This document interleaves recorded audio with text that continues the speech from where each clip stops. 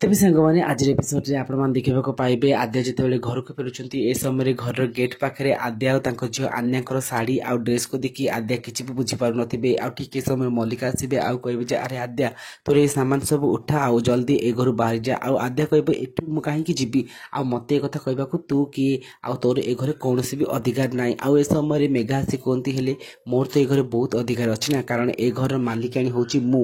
मु चाहूँगी तू ए घर बाहर जा कहीं तो झील आन्या को मध्य पुलिस नहीं साराणी आउ एक कथा शुणी आद्या पूरा चमकी पड़े आउ ठीक समय झिलमिल आसबे आउ झिलमिल आद्या को कहे अप्पा पुलिस आसी आम आन्या को नहीं सारी कहीं एमाने आन्या को अटेम्प्ट टू मर्डर केस रे फसई देइचंती आउ मु तुमको बार बार बहुत कॉल करथि कि तमे मो कॉल को रिसीविंग कलोनी आउ एक कथा शुणी आद्या सांगे सांगे पुलिस स्टेशन बाहर जाती आउ से अंशु को बार बार कॉल करने को चेष्टा करती किंतु एते बेले मल्लिका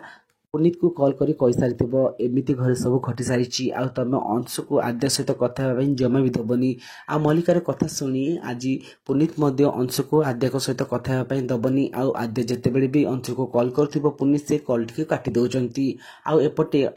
अंशु मीटिंग रे बहुत व्यस्त थे आउपटे जिते आद्या पुलिस स्टेशन जाती एत आद्या को कौन